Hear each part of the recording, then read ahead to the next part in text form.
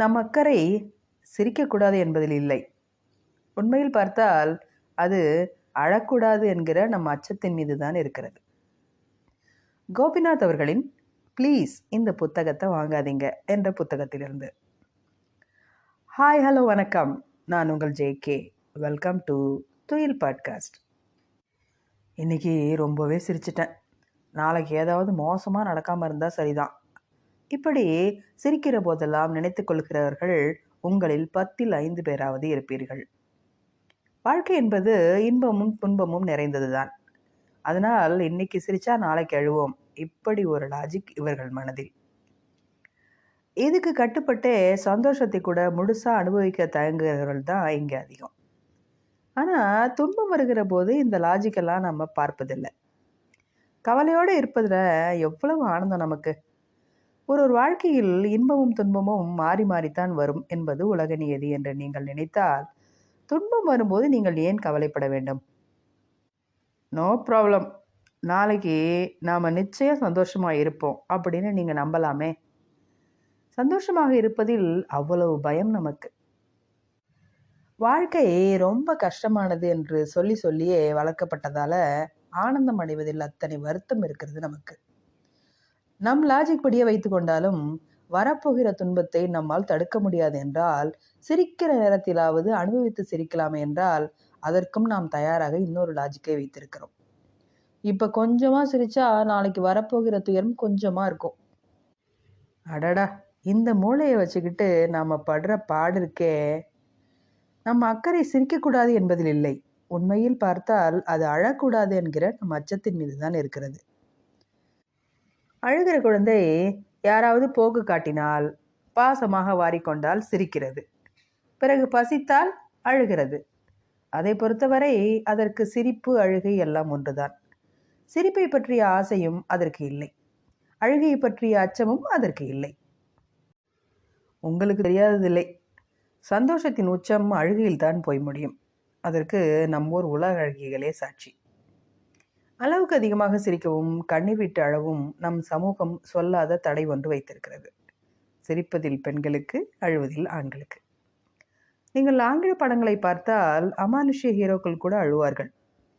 நம்மூரில் காமெடியில் தான் அழுவார்.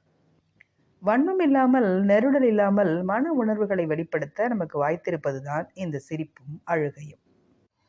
சிரிப்பு வந்தால் சிரியுங்கள், நாளைக்கு அழுகை வந்தால் அழுது கொள்ளலாம். கொஞ்சமாக சிரித்து கொஞ்சமாக அழுவதை விட நிறைய சிரித்து நிறைய அழுங்களேன். சமூக சங்கடங்களை தாண்டி இதில் ஒளிந்து கிடக்கிற மன சங்கடங்கள் தான் அதிகம். நாம் மகிழ்வோடு இருப்பதற்காக படைக்கப்பட்டவர்களா, இல்லை அழுது கொண்டு திரியட்டும் என்று சொல்லி படைக்கப்பட்டவர்களா? இயற்கையோ இறைவனோ நம்மை படைத்தது யாராக வேண்டுமானாலும் இருக்கட்டும், நிச்சயமாக அழுது புலம்புவதற்காக மட்டும் நாம் படைக்கப்பட்டிருக்க மாட்டோம். இங்கே சந்தோஷங்கள் நிறைய இருக்கின்றன, அனுபவிக்கத்தான் ஆள் இல்லை என்கிறது ஒரு சீன பழமொழி.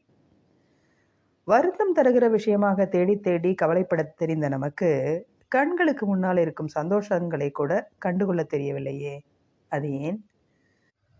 மீண்டும் பழைய இடத்துக்கே வருவோம். இங்கே வாழ்க்கை ரொம்ப கடினம் என்று சொல்லி சொல்லியே வளர்க்கப்பட்டிருக்கிறோம் நாம். நாளை பற்றிய பயமும் கவலையும் தான் இன்றைய சந்தோஷத்தை அனுபவிக்க நமக்கு தடைபடுகிறது. நாளைக்கு அதற்கு அடுத்த நாள் குறித்த பயம் உங்கள் முன்னால் வந்து உட்கார்ந்து கொள்கிறது. நாளைக்கு எல்லாம் நன்றாகவே நடக்கட்டும். சரி, இன்றைக்கு என்பது நேற்றை நாளை தானே. இதில் ஏன் இப்படி கன்னத்தில் கை வைத்து கொண்டு உட்கார்ந்து இருக்கிறீர்கள்? நேற்று நீங்கள் நாளை குறித்து, அதாவது இன்றை பற்றி கவலைப்பட்டீர்கள். அதனால் இன்று உங்களுக்கு சந்தோஷம் வந்து விட்டதா? இதோ இப்போது மீண்டும் நாளை குறித்த கவலை உங்களுக்கு ஆரம்பித்து விட்டது. உங்களிடத்தில் முக்கியமானது ஒரு கேள்வி.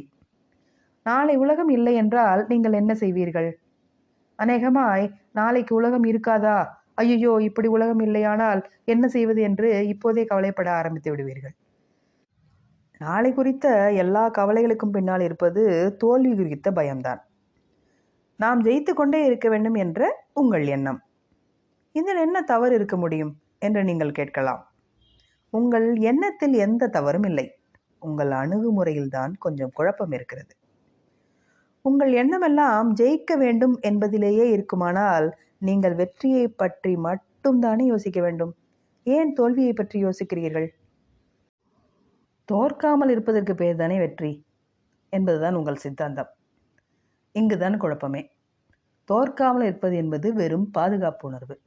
வெற்றி பெறுவது என்பது நம் ஆசை, இலக்கு. பாதுகாப்பாக இருப்பதற்கும் இலக்கை எட்டுவதற்கும் நிறைய வித்தியாசம் இருக்கிறது. ஒழுகுகிற வீட்டிற்குள் நனையாமல் இருக்க ஒரு குடையை தேடச் சொல்கிறது உங்கள் பாதுகாப்பு உணர்வு. அதாவது தோற்காமல் இருக்க நீங்கள் வழி தேடுகிறீர்கள். ஆனால் வீட்டிற்கு மேலே ஒழுகாத தன்மையுள்ள ஓட்டையோ காங்கிரீட் தளத்தையோ போட வேண்டும் என்பதுதான் உங்கள் இலக்காக இருக்க வேண்டும். நாளை நனைந்து விடக்கூடாது என்ற அச்சத்தில் குடையை பிடித்து கொண்டே திரிகிறீர்களே ஒழிய ஒழுகாத ஓடு போட வேண்டும் என்ற இலக்கு நிறைவேற்றப்படாமல் இன்னமும் அப்படியே தான் இருக்கிறது. இப்பொழுது ஒரு முடிவுக்கு வாருங்கள். உங்களது எண்ணமெல்லாம் குடை மீது இருக்கிறதா, இல்லை போர்டு மீது இருக்கிறதா? தோற்கக்கூடாது என்று நீங்கள் ஓடிக்கொண்டே இருக்கிறீர்களா, ஜெயிக்க வேண்டும் என்று ஓடிக்கொண்டிருக்கிறீர்களா? ஓட்டப்பந்தயத்தில் தோற்றுப்போவோம் என்று பயப்படுகிறவன் பின்னால் வருபவனை திரும்பி பார்த்து கொண்டே ஓடி தன் இலக்கை விட்டு விடுகிறான். தோற்கக்கூடாது என்ற அவனுடைய பயம் அவனது வெற்றியை அவனிடமிருந்து பறித்து விடுகிறது. ஜெயிப்பதற்காக ஓடுகிறவனுக்கு அவனது இலக்கு ஒன்றின் மீது மட்டுமே அவனுக்கு குறி. அவனுக்கு தோல்வி குறித்த பயம் இல்லை. வெற்றியை அடையும் இலக்கு மட்டுமே அவன் மனசெல்லாம் நிறைந்திருக்கிறது. உங்கள் எண்ணம் வெற்றி குறித்தே இருக்கிறது என்றால் இலக்கு நோக்கி ஓடுங்கள், தோல்வியின் பின்னால் ஓடாதீர்கள். தோற்காமல் இருக்க வேண்டுமே என்பதற்காக நீங்கள் ஜெயிக்க பார்த்தால் தோல்விதான் உங்களுக்கு மிஞ்சும். இதோ உங்கள் இலக்கு. வெற்றியை மட்டும் மனதில் வைத்துக்கொண்டு ஓடுங்கள், அதிவேகமாக ஓடுங்கள். தோல்வி உங்களை துரத்தட்டும், பரவாயில்லை.